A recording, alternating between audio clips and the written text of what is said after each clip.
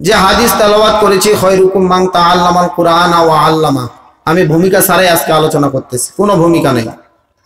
সর্বোত্তম হলেন ওই ব্যক্তি যিনি কোরআন মাজিদ শিক্ষা করেন এবং লোকদিগকে শিক্ষা দেন। এই দুইটা বিষয়ের উপর ইনশাআল্লাহ অল্প কিছুক্ষণ আলোচনা করব। থাকবেন না চলে যাবেন? অবশ্যই থাকবো। আল্লাহ তাআলা আমাদের সকলকে শেষ পর্যন্ত থাকার তৌফিক দান করুক, বলেন আল্লাহুম্মা আমিন। এই আলোচনার আগে পুরান একটা আলোচনা আপনাদের সামনে করতে চাই, যেটা অনেক নতুন লোক দূর দূরান্ত থেকে আসছে জানে না। ভাইরা আমার, এই যে দুনিয়ায় আপনি আমি আসছি, সারা জীবন থাকবো না চলে যাব? মৃত্যু আপনার আমার জন্য নির্ধারিত না? মৃত্যুবরণ করা লাগবে না?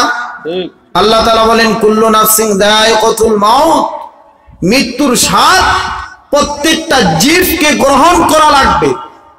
এই মৃত্যু থেকে কেউ পলায়ন করতে পারবে না। আলোচনার ভূমিকা এটাই মনে করেন শুরু করতেছি। আল্লাহ তাআলা এই আয়াতের পরে আরেক আয়াতের মধ্যে বলেন ওয়াজা সাখরাতুল মাউত বিল হক, এর অর্থ হলো যে মৃত্যু তো আসবে আসবে, এর পরেই বলেন আল্লাহ তাআলা ওয়াজা সাখরাতুল মাউত বিল হক, মৃত্যুর যন্ত্রণা সত্য সত্যই আসবে। কিন্তু আপনি আমি মনে করি দুনিয়ায় কিছুদিন 50-60 বছর খেয়ে দিয়ে চলবো, মৃত্যু হবে, কি হবে? মরণ নিতে হবে। মরণটা কি খুব সহজ? মৃত্যুটা কি সহজ? মৃত্যুর সময় কি ভয়ানক অবস্থা হয়, কতটুকু কষ্ট হয়, এটা কি আপনাদের ধারণা আছে? আলোচনা বহুবার করছি আপনাদের সামনে। এরপরও নতুন ব্যক্তি যারা আছেন, মা বোনেরা, আপনারা কথা কম বলবেন, কথাগুলো মনোযোগ সহকারে শুনবেন। এই মৃত্যুর বিষয়ে 5 মিনিট আলোচনা করে আমার মূল আলোচনায় চলে যাব ইনশাআল্লাহ। মৃত্যুর সময় মানুষের যে কষ্ট হয়, এর পরিণাম কতটুকু ভয়ানক হতে পারে, এটা ধারণা আপনাদেরকে কিছুটা হলেও দিতে চাই। আল্লাহর একজন নবী পয়গম্বর হযরতে মুসা আলাইহিস সালাতু ওয়াস সালাম, তিনি যখন ইন্তেকাল করেন, তো তিনার একজন ভক্ত স্বপ্নে তাকে দেখলেন। দেখানোর পরে বললেন যে ওগো আল্লাহর নবী হযরতে মুসা আলাইহিস সালাতু ওয়াস সালাম, আপনি যে মৃত্যুবরণ করলেন, মৃত্যুর সময় কি আপনার কোনো কষ্ট হয়েছিল? আপনি কি কোনো কষ্ট অনুভব করতে পারছেন? ভাইরা আমার, আল্লাহর নবী মুসা আলাইহিস সালাতু ওয়াস সালাম বলেন যে তুমি যেই প্রশ্নটা আমাকে করেছো যে মৃত্যুর সময় কোনো কষ্ট হয়েছিল, আমি কি কোনো কষ্ট অনুভব করতে পেরেছি? মৃত্যুর সময় আমার এই পরিমাণ কষ্ট হয়েছিল, আমি অনুভব করতে পেরেছি। আমি মুসা যদি জীবিত থাকা অবস্থায় আমার পেটের মধ্যে একটা বিষাক্ত কাঁটার গাছ ঢুকিয়ে দিত, আমি জীবিত থাকা অবস্থায় যদি আমার পেটের মধ্যে একটা বিষাক্ত কাঁটার গাছ ঢুকিয়ে দিত এবং ওই গাছটার সঙ্গে যদি আমার শরীরের সমস্ত রগ রেশাগুলি পেঁচিয়ে দিত, পেঁচিয়ে দেওয়ার পরে কয়েক হাজার লোক মিলে যদি ওই গাছটাকে টান দিত, যেই পরিমাণ কষ্ট হবে এর থেকেও বেশি পরিমাণ কষ্ট আমার মৃত্যুর সময় হয়েছিল। আল্লাহর নবী মুসা বলেন যে আমার যখন মৃত্যু হয়েছিল, আমি এটা অনুভব করতে পেরেছি যে আমার পেটের মধ্যে একটা বিষাক্ত কাঁটার গাছ ঢুকিয়ে দিয়ে যদি কয়েক হাজার লোক মিলে ওই গাছটাতে একটা রোশা লাগায়া দরিয়া জুড়ে হিসকানি টান দিত, আর এই টানার আগে যদি আমার শরীরের সমস্ত রগ রেশাগুলি ওই গাছটার সঙ্গে বেঁধে দিত, আমি যে পরিমাণ কষ্ট পাইতাম এর থেকেও বেশি কষ্ট আমার মৃত্যুর সময় হয়েছিল। এই মৃত্যু আপনার আমার হবে কিনা? আপনি আমি মৃত্যুবরণ করব কিনা? মরণ থেকে আপনি যতই দূরে যান না কেন, মরণ আপনার কাছে আসবে, ঠিক কিনা? মরণ থেকে যতই পালাও, মরণ থেকে যতই পালাও, মরণ তোমায় লইবে ঘিরি, যদিও সুদূর আকাশ পানে পালাও সেথায় লাগিয়ে সিঁড়ি। যেখানে আপনি যাবেন সেই জায়গায় যাওয়ার ক্ষমতা রাখেন কে? আল্লাহ এবং আজরাইল। কাঁচের গ্লাসের ভিতর থেকেও আপনার জান কবজ করার ক্ষমতা উনি রাখেন। এর জন্য ভাইরা আমার, আপনি আমি সকলে হলাম কিশীল, মরণশীল, মৃত্যুবরণ করা লাগবে,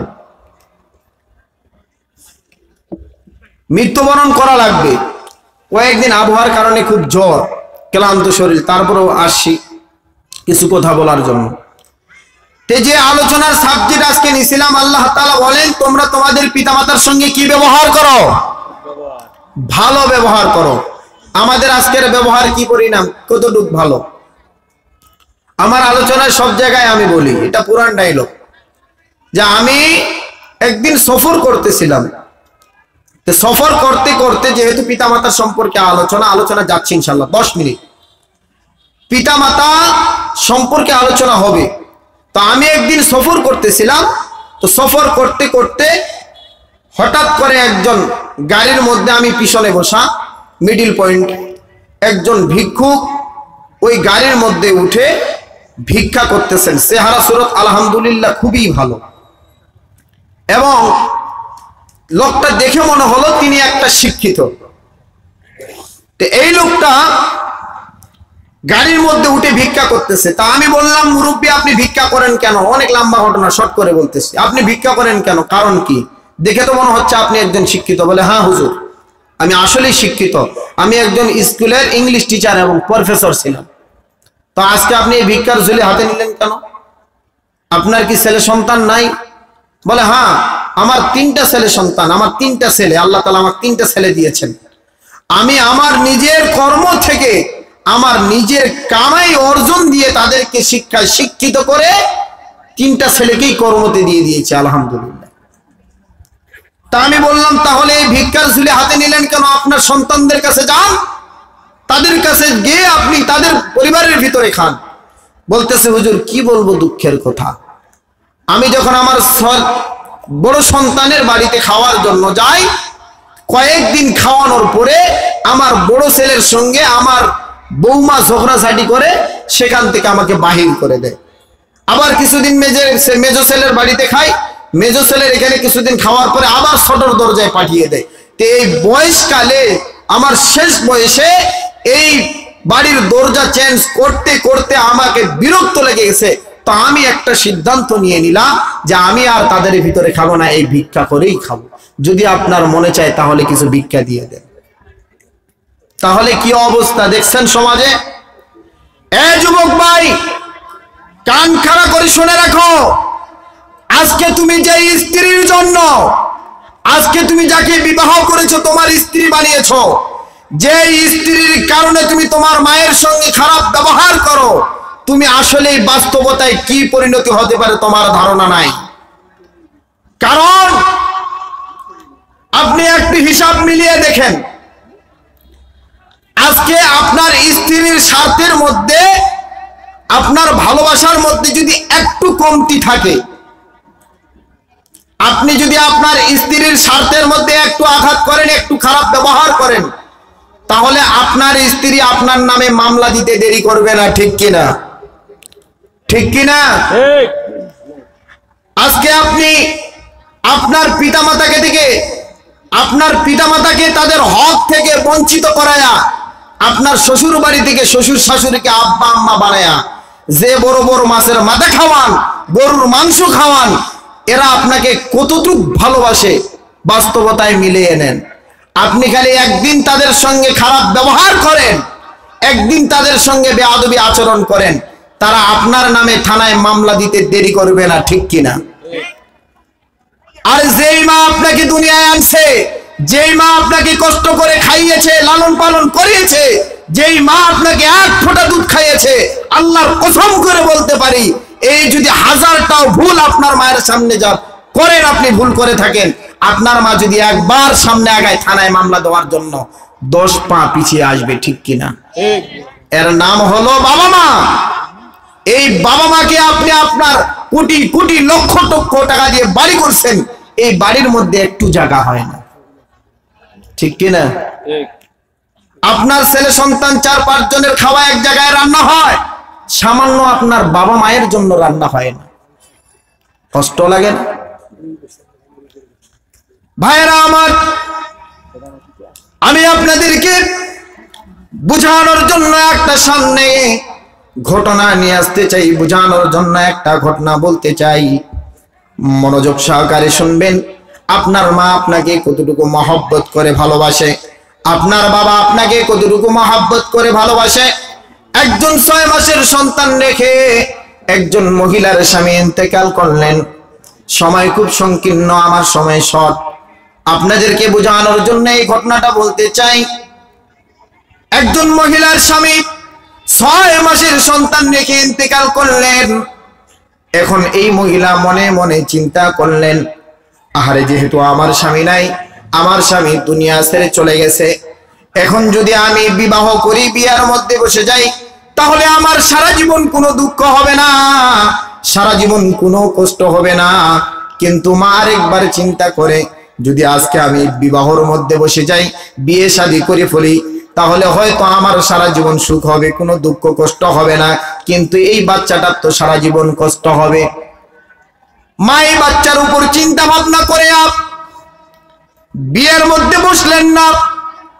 মা মনে মনে ভাবলেন যে এই মুহূর্তে যদি আমি বিবাহ করি, তাহলে আমার সুখ হবে, আমার সন্তানটার কষ্ট হবে, অতএব আমি বিয়ে করব না, আমার সন্তানটা নিয়ে থাকতে চাই।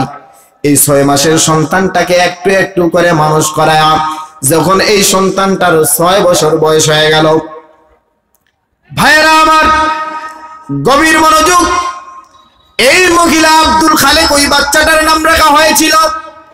এই আব্দুল খালেকের মা আর বিবাহ করলেন না। ছেলের মুখটার দিক তাকিয়া, ছেলের সুখের কথা ভাবিয়া মা আর বিবাহ করলেন না। মা এই ছেলেকে 6 বছর বয়সে স্কুলে ভর্তি করাইল। বাচ্চাটার মেধা শক্তি ভালো ছিল, ব্রেন বুদ্ধি ভালো ছিল।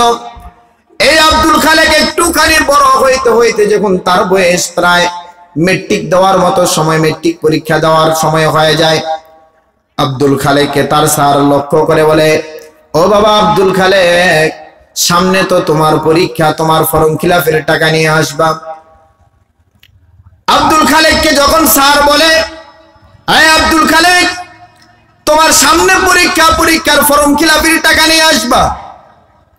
আব্দুল খালেক অনেক দুঃখ ক্লান্ত মন নিয়ে ডাক দিয়া বলে, স্যার আপনি আমাকে ফর্ম খিলাফের টাকা আনার জন্য বলতেছেন, কিন্তু আমি আপনাকে বলতে চাই, হয়তো আমার পরীক্ষা দেওয়া হবে না, আমি পরীক্ষা দিতে পারবো না। স্যার বলল, বাবা কারণ? আব্দুল খালেক বলে, স্যার কারণ হলো একটাই, এই দুনিয়ায় আমার মা আছে, বাবা নাই, আমি বাবা হারা এতিম সন্তান। আমার মা মানুষের বাড়ি কাম করে, মানুষের বাড়ি কাম দিয়া আমার পড়ালেখার খরচ চালায়, আমাদের সংসারটা চালায়। এখন যদি আমি আমার মাকে যা বলি, মা আমার স্যার ফর্ম খিলাফের জন্য 1200 টাকা চেয়েছেন, সে হয়তো পাগলিনী হয়ে যাবেন, 1200 টাকার ব্যবস্থা করতে পারবে না, অতএব আমি পরীক্ষা দিতে চাই না, স্যার পরীক্ষার কথা আর বলিয়েন না। এই আব্দুল খালেক সন্তান বাসার মধ্যে যায়, পড়ার টেবিলের মধ্যে মাথাটা লাগায়া অনেক চিন্তার মধ্যে বসে আছে। এমন তো অবস্থায় মা জননী চলে গেছে ঘরের মধ্যে। যাওয়ার পরে দেখে আব্দুল খালেক কেন যেন মন খারাপ করে, কি যেন একটা টেনশনের মধ্যে পড়ে রয়েছে। মা আবার আব্দুল খালেককে ডাক দেয়া বলে, বাবা আমার মনটা কেন জানি ছটফট করতেছে, মনে হয় তুমি কোনো একটা টেনশন করতেছো, তোমার মনোভাব ভালো মনে হচ্ছে না, তুমি একটা টেনশনের মধ্যে পেরেশানিতে রয়েছো, ঘটনাটা খুলে বলো বাবা, তোমার কি হয়েছে সত্য করে বলো। আব্দুল খালেক বলে, মা আমার কোনো কিছু হয় নাই গো মা, আমার কোনো কিছু হয় নাই। তাহলে মন খারাপ করে কেন বসে আছো? এবার আব্দুল খালেকের মা ডাক দেয়া বলে, বাবা আব্দুল খালেক, সন্তানের যদি কোনো কিছু হয় রে বাবা, দুনিয়ার কোনো মানুষ না জানলে মায়ের মনে সয় না। বিদেশে যাইয়া যদি কোনো সন্তান মারা যায়, সমস্ত পৃথিবীর মানুষ জানার আগে জানে তার মায়। তুমি আমার গর্ভের মধ্যে আসছো, আমার পেটের মধ্যে আসছো, আমি তোমার পেটের মধ্যে আসি নাই, সত্য করে বলো ঘটনাটা কি হয়েছে। এবার আব্দুল খালেক বলে, মা আপনি যদি এই ঘটনা শুনতে চান তাহলে আগাম বলে দিলাম, এটা দিয়ে কোনো মাথা খারাপ করবেন না, চিন্তা করবেন না, কারণ আমার ফাইনাল ডিসিশন আমি দিয়েছি, পরীক্ষা দিব না, কারণ আপনার কাছে কোনো টাকা নাই, কোনো পয়সা নাই। স্যার আমাকে বলে মেট্রিক পরীক্ষা দিতে গেলে 1200 টাকা ফর্ম খিলাফের টাকা দেওয়া লাগবে, এজন্য আমি স্যারকে বলে আসছি আমি পরীক্ষা দিব না। মা এবার বুকের মধ্যে জড়ায়া আব্দুল খালেককে নিয়ে চোখের পানি ছাড়ে আর কান্দে, বলে বাবা আমি আমার জীবনে কোনোদিন ভালো পোশাক পরি নাই, আমি আমার জীবনে কোনোদিন ভালো খাবার খাই নাই, শুধু তোমার মুখে হাসি দেখানোর জন্য রে বাবা। কিন্তু আজকে তুমি তোমার জবান দিয়ে কিভাবে বললা আমি আর পড়ালেখা করব না, পরীক্ষা দিব না। মা এবার বলে বাবা তুমি একটুখানি দাঁড়াও। মা এক দরজা থেকে আরেক দরজায় যায়, মুস্কি মুস্কি হাসি দিয়ে একটা প্লাস্টিকের টাকার ব্যাংক সামনে এনে দেয়। আনার পরে বলে বাবা ও আমার সন্তান, ও আমার কলিজার টুকরা আব্বা জান, এই ব্যাংকটা কাটো, কাটার পরে দেখো এই ব্যাংকের ভিতরে কত টাকা রয়েছে হিসাব করো। আব্দুল খালেক ব্যাংকটা কেটে দিল। ব্যাংকটা কেটে দেওয়ার পরে হিসাব করে টাকা লাগবে 1200, হয়ে গেছে 1300। টাকা লাগবে কত? 1200। কিন্তু টাকা ওই জায়গায় হিসাব করে দেখে 100 টাকা বেশি, 1300 টাকা হয়ে গেল। এমন সময় আব্দুল খালেক তার মাকে প্রশ্ন করে, মা তুমি মানুষের বাড়ি কাজ করো, মানুষের বাড়ি কষ্ট করে টাকা আনো, আমার পরিবার খরচা চালাও, কিন্তু এতগুলো টাকা তুমি কিভাবে পাইলে আমি জানতে চাই। আব্দুল খালেকের মা বলে বাবা তোমাকে এই কথা জানতে হবে না, আমি কোথা থেকে টাকা পাই তোমার এটা জানার কোনো দরকার নাই, তুমি আবার পরীক্ষা দেওয়ার জন্য চলে যাও। আব্দুল খালেক বলে মা না আমি এটা করতে পারবো না, কারণ তুমি আমার জন্য কোনোদিন ভালো খাবার পরো নাই, আমার জন্য কোনোদিন ভালো খাবার খাও নাই, সত্য করে বলে টাকা পাইলে কোথায়? ভাইরা আমার ঘটনাটা বুঝবেন, কিছুক্ষণ পরে চোখের মধ্যে পানি ধরে রাখতে পারবেন না। এই আব্দুল খালেকের মা বলে বাবা রে যদি তুমি এই ঘটনা জানতে চাও তাহলে তুমি আমাকে কথা দাও, যেই কষ্ট করে টাকাটা জোগেছি এই কষ্টের কথা তুমি আমি যতদিন দুনিয়ায় বেঁচে থাকবো ততদিন খেয়াল রাখবা। আব্দুল খালেক বলল মা আমি আপনার কথা কোনোদিন হারাই নাই, আপনার কথা কোনোদিন ভুলি নাই, এই কথাটাও ভুলবো না, কথা দিলাম। আপনি বলেন। এবার আব্দুল খালেককে ডাক দিয়া বলে সন্তান আমি জানতাম তোমার পড়ালেখা করার মতো মন ভালো ছিল, তোমার মেধা শক্তি ভালো ছিল, তবে আমি প্রত্যেক দিন তোমার মেধা শক্তি ভালো লাগার কারণে, তোমার মেধা শক্তি ব্রেন বুদ্ধি বাড়ানোর কারণে দুধের ব্যবস্থা করতাম, ডিমের ব্যবস্থা করতাম, প্রত্যেক দিন সকালবেলা তোমাকে ডিম দিয়া নাস্তা করাইতাম, কিন্তু প্রত্যেক দিন সকালবেলা তুমি তো আমাকে না সামনে রেখে ডিম খাইতা না। প্রত্যেক দিন সকালবেলা নাস্তার জন্য তোমার একটা ডিম নিয়ে আসতাম, আমার একটা ডিম নিয়ে আসতাম, কিন্তু তোমার ডিমটা তুমি ঠিকই খাইতা, আমি তুমি খাওয়ার সময় তোমার সঙ্গে গল্প করতে করতে সময়টা কাটিয়ে দিতাম, আর তোমার ভাগের ডিমটা তুমি খেয়ে ফেলতা, আমি মা আমার ভাগের ডিম খাই না ভাই। আমি জানতাম তোমার একদিন টাকা লাগবে, অনেক টাকার প্রয়োজন, সেদিন থেকে আমার ভাগের ডিমটা বাজারে বিক্রি করে করে এখানে টাকাগুলো জমিয়েছি।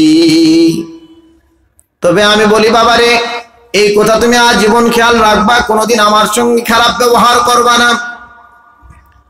আল্লাহর কুদরতি এই আব্দুল খালেক টাকাগুলো নিয়ে তার স্যারের কাছে গেলেন।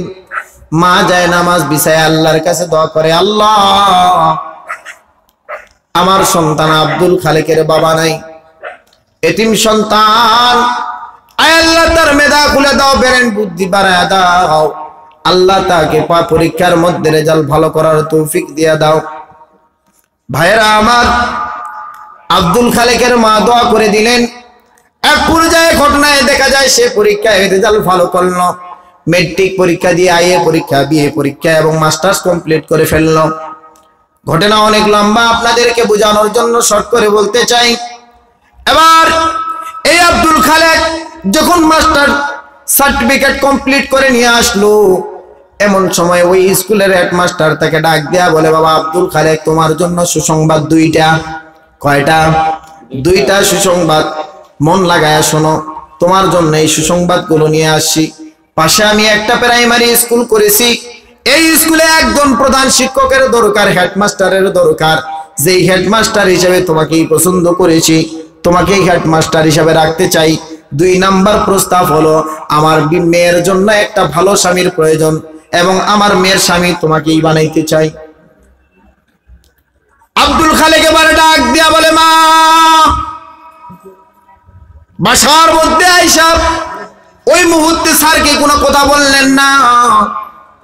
বাসার মধ্যে আইসা তার মাকে বলে, মা, আমার হেড স্যার আমার জন্য 2টা প্রস্তাব নিয়ে আসছে, এখন আমি কি করব? বলল, বাবা কি প্রস্তাব? বলতেছে, প্রথম প্রস্তাব হলো আমার স্যার একটা স্কুল খুলছে, যে স্কুলের হেডমাস্টারের দায়িত্ব আমাকে দিতে চায়, চাকরি দিতে চায়। আর 2 নাম্বার হলো তার মেয়ের স্বামী হিসাবে আমাকে নিতে চায়। মা বলল, বাবা তুমি চাকরি করবা, আমার কোনো দুঃখ নাই, কোনো আফসোস নাই, তবে তোমাকে আমি একটা কথা বলতে চাই, যেহেতু তার মেয়ে হলো আধুনিক, যেহেতু তার মেয়ে কি আধুনিক, এই আধুনিক মেয়েকে যদি তুমি আমাদের বাসায় বৌমা বানায় নিয়ে আসো, তাহলে হয়তো সে আমার সঙ্গে ভালো ব্যবহার করবে না, সে আমাকে শাশুড়ি হিসাবে দান দিবে না, এই জন্য তোমাকে বিয়ার পারমিশন দিতে পারবো না। এবার এই ছেলে আব্দুল খালেক চলে গেলেন মাস্টারের কাছে। যাওয়ার পরে বলে, স্যার আমি আমার মায়ের কাছ থেকে জানে আসলাম, যেহেতু বাবায় দুনিয়ায় আমার নাই, আমার মা দুনিয়ায় আছে, আমার বাবার কাজগুলো আমার বাবার দায়িত্বগুলো আমার মায়ে পালন করে, এজন্য আমার মায়ের কাছে আমি জানে আসলাম। আমার মা আপনার 2টা শর্তই মেনে নিয়েছে। মানছে কয়টা? একটা। সে বলল আপনার 2টা শর্তই মেনে নিয়েছে, এবার আপনি কি করতে পারেন? আমার চাকরিটা দিয়ে দেন।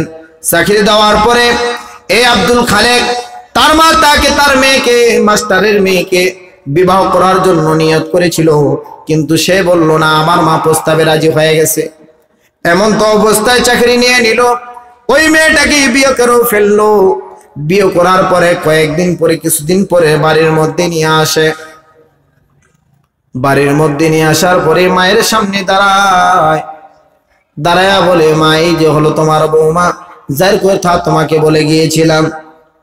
মার ছেলের কথা শুনে কোনো কিছুই বলতে পারে না, শুধু দাঁড়ায় ঘটনা দেখে, কি ঘটলো, আমি বললাম কি হইল কি। এক পর্যায়ে এই আব্দুল খালেক সন্তান তার স্ত্রীকে ডাক দেয়া বলে, ও আমার প্রিয়তমা স্ত্রী, তোমার সামনে যে মহিলাটা দাঁড়িয়ে আছে, তুমি কি তাকে চিনো? ইনি হলেন আমার মা। আমার মা আমার জন্য সারাটা জীবন কষ্ট করছে, তুমি এর সঙ্গে কোনোদিন খারাপ ব্যবহার করবা না, কোনোদিন তুমি একে দুঃখ দিবা না, কষ্ট দিবা না। আব্দুল খালেক মনে করলো যে হয়তো মাস্টারের মেয়ের জবান দিয়ে কিছু ভালো কথা আসবে, এই অপেক্ষায় দাঁড়িয়ে রইল। হঠাৎ করে কিছুক্ষণ থাকার পরে কোনো কথা বলে না, কিছুক্ষণ পরে আওয়াজ আসলো যে তুমি কি তোমার মায়ের গোলামি করার জন্য আমাকে এখানে আনছো? আমি এটা করতে পারবো না। এই কথা শুনে ছেলের মায়ের মন হয়ে গেছে খারাপ, সে আর দাঁড়াই থাকতে পারে না। তো এবার এই ছেলে বলতেছে, বাবা, এই ছেলে বলতেছে, মা আমি আপনাকে কথা দিলাম, যেহেতু ছোট্ট মেয়ে, বুঝ জ্ঞান হয় নাই, হয়তো সে ঠিক হয়ে যাবে, পরবর্তীতে সে আপনাকে অবশ্যই মানে নিবে, আপনি মন খারাপ করিয়েন না। ঘটনাক্রমে তার মা রাজি হয়ে গেল। রাজি হওয়ার পরে এবার আব্দুল খালেক তার স্ত্রীকে অনেক বুঝায়, কিন্তু সে বুঝে না। অনেক বুঝায় কিন্তু সে বুঝে না, কারণ মেয়ে হচ্ছে কি আধুনিক মেয়ে, শিক্ষিত পরিবারের মেয়ে, ডিজিটাল মেয়ে। বর্তমানে আমাদের সমাজেও ডিজিটাল মেয়ে আছে না নাই? আছে না নাই? যারা নিজের ছবিগুলোকে মোবাইলে তুলে, সেলফি তুলে ফেসবুকে ছেড়ে দেয়, ঠিক কিনা? এটাকে আবার বাবা মা প্রশ্রয় দেয়, আশ্রয় দেয়। মা বলে না খুব সুন্দর হয়েছে, ঠিক কিনা? এই মেয়ে নষ্ট হওয়ার কারণ হলো তার বাবা আর তার মা। মেয়েদের ব্যবহার কিরকম হয়ে গেছে সন্ধে সন্ধে বললে ইনশাআল্লাহ আপনারা বুঝবেন। কোন দেশেরই মেয়ে তুমি, কেমন তোমার বাপ, ফেসবুকেতে ছবি শেয়ার করছো কেন পাপ মেয়ে, ফেসবুকেতে ছবি শেয়ার করছো কেন পাপ। কোন দেশেরই মেয়ে তুমি, কেমন তোমার বাপ, ফেসবুকেতে ছবি শেয়ার করছো কেন পাপ মেয়ে, ফেসবুকেতে ছবি শেয়ার করছো কেন পাপ ছেলে মেয়েদের কাছে বসে শিক্ষা দেয় না ভাই মা মেয়েকে কেমন লাগে ফেসবুকে জিগায় ঠিক কি না মা মেয়েকে বলে কেমন লাগে বিউটিফুল খুব সুন্দর এটাই বলতেছে ছেলে মেয়েদের কাছে বসে শিক্ষা দেয় না ভাই মা মেয়েকে কেমন লাগে ফেসবুকে জিগায় লজ্জা শরম হয় না কেন লজ্জা শরম হয় না কেন চাও না কেন মা ফেসবুকেতে ছবি শেয়ার করছো কেন পাপ মেয়ে ফেসবুকেতে ছবি পাপ কোন দেশেরই মেয়ে তুমি কেমন তোমার বাপ ফেসবুকেতে ছবি শেয়ার করছো কেন পাপ মেয়ে ফেসবুকেতে ছবি শেয়ার করছো কেন পাপ দাদি মায়ের বন্ধু হয় নাই আগেকার যুগে এখন তোমার বন্ধু লাগে 64 জেলাতে ঠিক কি না দাদি মায়ের বন্ধু হয় নাই আগেকার যুগে এখন তোমার বন্ধু লাগে 64 জেলাতে জেনে শুনে এই আগুনে জেনে শুনে এই আগুনে দিও না যুবক ঝাঁপ ফেসবুকেতে ছবি শেয়ার করছো কেন পাপ মেয়ে ফেসবুকেতে ছবি শেয়ার করছো কেন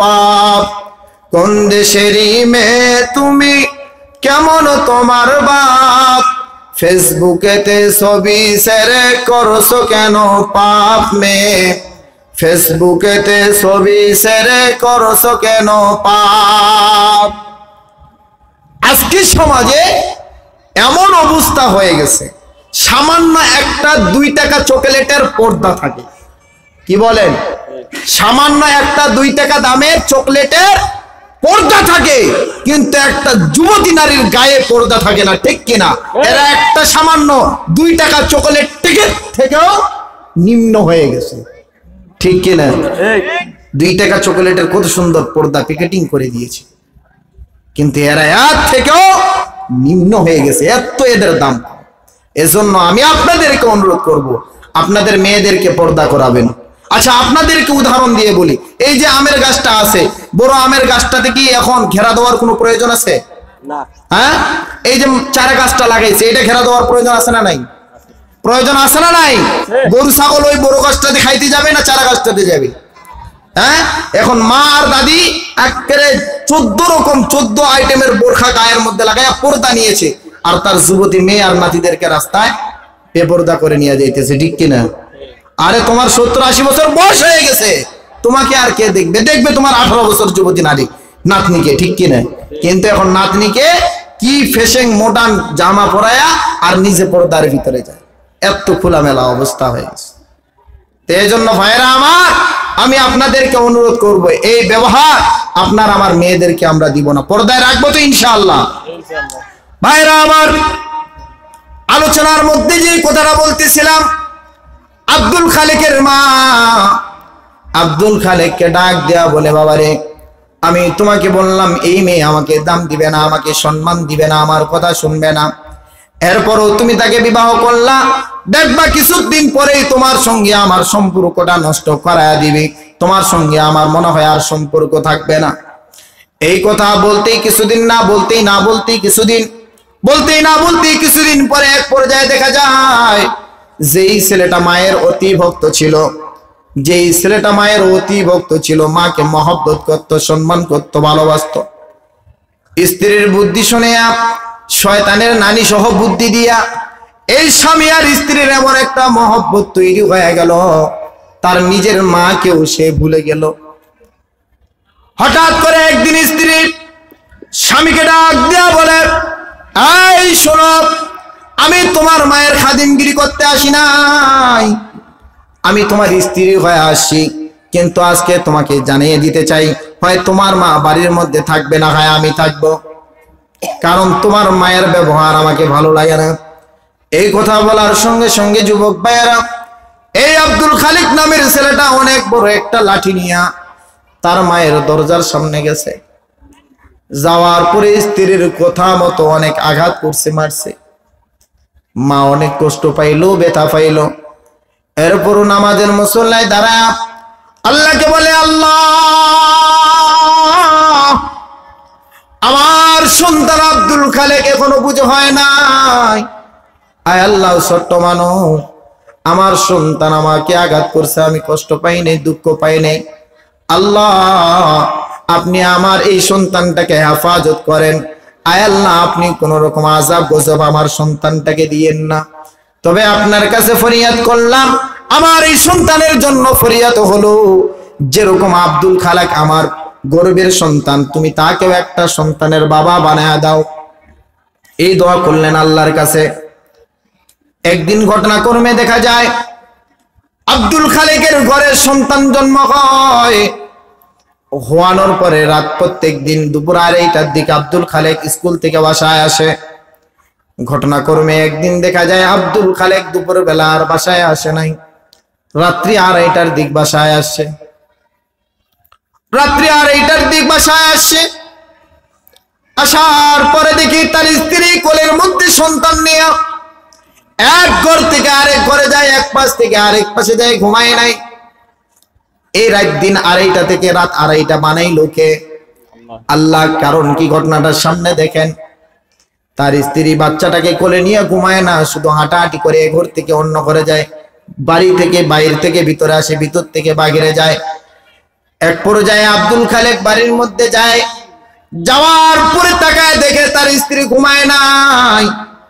তার সন্তানটাকে কোলের মধ্যে নিয়ে শুধু এ ঘর থেকে আরেক ঘরের মধ্যে যায়। কারণ কি? স্ত্রীকে বলে, স্ত্রী রে, ও আমার প্রিয় তোমার স্ত্রী, তুমি এখনো ঘুমায়ো নাই কেন? রাত্রে 2:30টা বাজে গেল, এখনো কি তোমাকে ঘুম ধরে না? বলে, স্বামী তুমি কি বুঝবা যে সন্তানের কতটা মহব্বত, কতটা মায়া? আমার এই সন্তান খায় না, শুধু কান্না করে। আর এই সন্তানের কান্না শুনলে আমি কি ঘুমাইতে পারি? আমি কি খাইতে পারি? আমি কি ঠিক থাকতে পারি? না না না। আমার ছেলে 1 দিন 2 দিন 3 দিনও যদি না খায়, না ঘুমায়, আমি মায়ের কখনো ঘুম আসবে না। হঠাৎ করে আব্দুল খালেকের ব্রেনটার মধ্যে আঘাত আসলো। আহারে, আমার 25 দিনের সন্তান, এই সন্তান যদি না ঘুমায়, 25 দিনে যদি একটা মায়ের মহব্বত সন্তানের উপরে এই পরিমাণে আসতে পারে, আজ থেকে 25 বছর আগে আমার জন্ম, আজ থেকে 25 বছর ধরে নিয়ে আমার মা যে আমার জন্য কত কষ্ট করছে, এই 25 দিনের কষ্টের বদলে যদি মার ঘুম না হয়, তাহলে আজকে আমার মা 25টা বছর আমার জন্য কষ্ট করলো, কিন্তু আমি বুঝলাম না আমার মা কি কত আঘাত করলাম। ভাইরা আমার, আব্দুল খালেক তার স্ত্রীকে ডাক দেয়া বলে, ও আমার স্ত্রী, দাঁড়াও দাঁড়াও দাঁড়াও, আমি আসতেছি, আমি আসতেছি, আমি আসতেছি, দাঁড়াও। স্ত্রীকে বলে আব্দুল খালেক দৌড় দিয়া বাইরে চলে আসলেন। আসার পরে মায়ের দরজায় গিয়ে বলে, মা ভিতরে আসো নাকি? দরজাটা খুলো, আমি তোমার সন্তান আসছি। মা ভিতরে নামাজের মধ্যে দাঁড়ায় নামাজ শেষ করে বলে, বাবারে, আল্লাহর নামের কসম খাই, আমি আজকে তোমার স্ত্রীকে কোনো কথা বলি নাই, কোনো অত্যাচার করি নাই, ঝগড়াঝাটি করি নাই। তুমি আমাকে কয়েকদিন আগে, কয়েক বছর আগে মারছ, যেই মারের ব্যথা আজ পর্যন্ত ভুলতে পারি নাই। আমি কসম খেয়ে বলি বাবা, তোমার স্ত্রীর সঙ্গে খারাপ ব্যবহার করি নাই, অযথা তুমি আমাকে ভুল বুঝিও না। আব্দুল খালেক বলে, মা তুমি দরজা খুলবা কিনা বলো, যদি দরজা না খুলো তাহলে দরজা ভেঙে ফেললাম। মা এবার বলে, আমি যদি এই মুহূর্তে দরজা না খুলি তাহলে তো আরো তার রাগ বেড়ে যাবে, রাগ বেড়ে যাওয়ার পরে দরজা ভেঙে আমাকে আরো বেশি মারবে। এই ভয়ে তার মা কি করলো, দরজাটা খুলে দিল। দরজা খুলিয়া দৌড় দিয়া আব্দুল খালেক তার মায়ের পা জড়িয়ে ধরলো, ধরার উপরে বলতেছে, মা আমি তোমাকে চিনতে পারি নাই। আমার 25 দিনের সন্তানের জন্য যদি তার মা ঘুম না পাড়তে পারে, তার মায়ের যদি ঘুম না হয়, তুমি আমার জন্য 25টা বছর কষ্ট করছো, তুমি কেমনে ঘুমাইতে পারবা? ও মা, তুমি আমাকে মাফ করে দাও, নতুবা আমি জান্নাতে যাইতে পারবো না। মা বলে, বাবারে যতই তুমি আমার কাছে ভুল করো না কেন, কোনোদিন কোনো মা কোনো সন্তানের জন্য বরদোয়া করবে না। তবে আমি আজকের এই দিনের জন্য অপেক্ষায় ছিলাম, যেহেতু ভুল বুঝে গেছো আমি তোমাকে মাফ করে দিলাম। ও মুসলমান বন্ধুরা আমার, আমি আপনাদেরকে বলতে চাই, আমরাও তো জীবনে কোনোদিন বাপ-মায়ের সঙ্গে খারাপ ব্যবহার কম করি নাই, ঠিক কিনা? মায়ের সঙ্গে কতই না খারাপ ব্যবহার করছি, কতই না খারাপ ভাষায় গালি দিয়েছি যুবক ভাইয়েরা, কত মেজাজ দেখিয়েছি। তবে একটা জিনিস চিন্তা করে দেখেন, মাও তো ইচ্ছা করলে রাগ করতে পারতেন। আহারে যখন দুনিয়ার মধ্যে আসছি, মায়ের এই ছোট্ট পেটটাকে অনেক বড় বানিয়ে দিয়েছিলেন কে? আল্লাহ অনেক বড় বানিয়ে দিলেন। এই পেটের ভিতরে আপনাকে আমাকে আশ্রয় দিলেন। রাতের বেলা ঘুমাইতে যাইয়া শান্তি পায় নাই, সঠিক মতো ঘুমাইতে পারে নাই, খাইতে যাইয়া সঠিকভাবে বসতে পারে নাই। মা কতই না কষ্ট করছে। পায়েরা আমার মা যখন একটুখানি ঘুম ধরছে, এমন জোরে মায়ের কলিজায় আঘাত করছি, মা যেই কষ্টের কথা কারোর সামনে বলতে পারে নাই। এরপরও মা জননী কোনোদিন পেটের মধ্যে থাপ্পড় দিয়ে আঘাত করে নাই, ঠিক কিনা?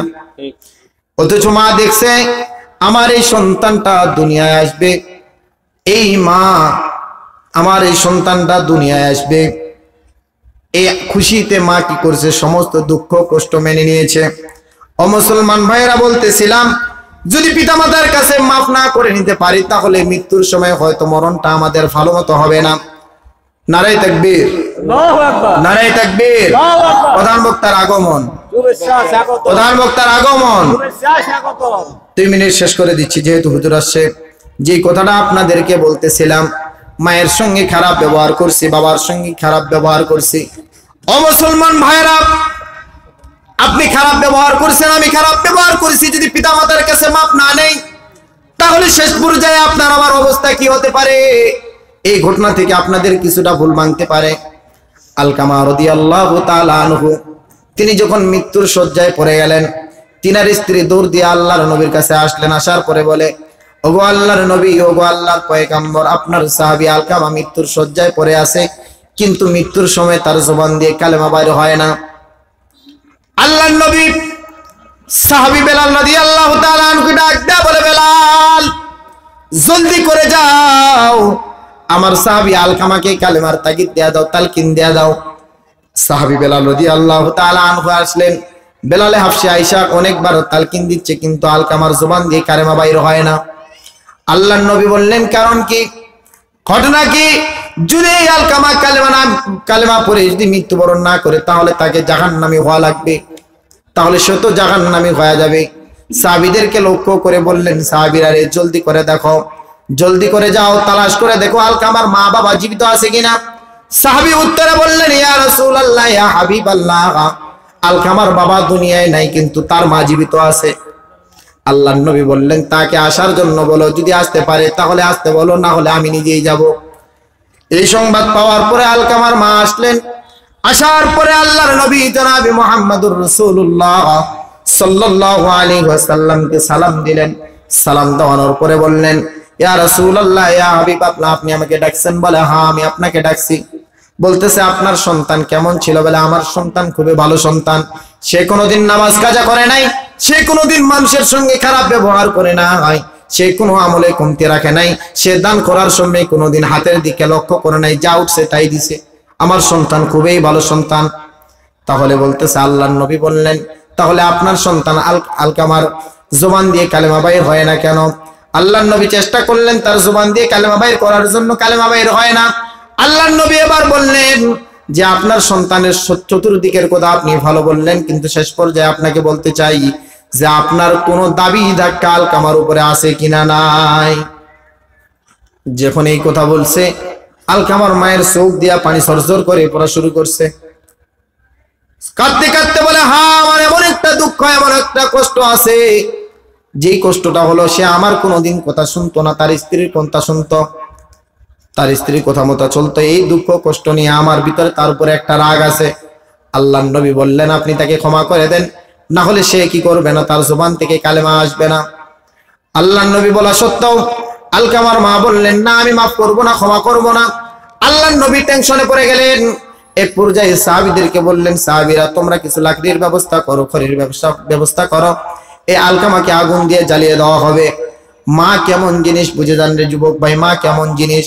যখন বলছে আগুন দিয়ে জ্বালিয়ে দেওয়া হবে, আলকামার মা ডাক দেয়া বলে, ওগো আল্লাহর নবী, ওগো আল্লাহর পয়গম্বর, না না না, আমার সন্তান যতই ভুল করুক না কেন, যেহেতু তাকে আমি জন্ম দিয়েছি, আমার নারী সেরাধন, আমি তাকে মাফ করে দিলাম, কারণ আমার চোখের সামনে আমার সন্তান আগুনে জ্বলবে, এটা আমি কখনো সহ্য করতে পারবো না। তাহলে দেখেন একটা মায়ের দরদ কতটুকু থাকতে পারে। ভাই হুজুর আসছে, দেরি না করে বিদায় নিয়ে নিচ্ছি। তবে আমি আপনাদেরকে অনুরোধ করব, যারা আমরা ভুল করেছি, আমরা বাবা মার কাছ থেকে মাফ চেয়ে নিব তো ইনশাআল্লাহ? মাফ চেয়ে নিবেন তো ইনশাআল্লাহ?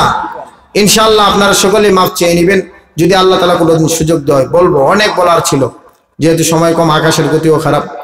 হুজুরও চলে আসছে, আপনারা সকলে মাহফিলের শেষ পর্যন্ত থাকবেন।